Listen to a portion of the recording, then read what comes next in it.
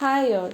If you are looking for a 3D model software to create your Gazebo objects, Blender may help you. So Blender is a free and open source 3D creation suite. It can help you for many things like modeling, animation, rendering, game development, etc. The models that are created in Blender can be used in Gazebo world also, so that while simulation you will be able to spawn a proper world that you created.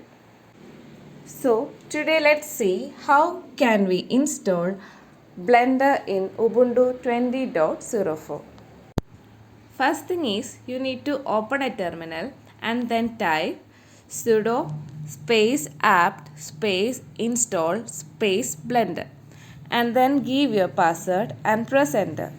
So it will take some time to install Blender in your machine.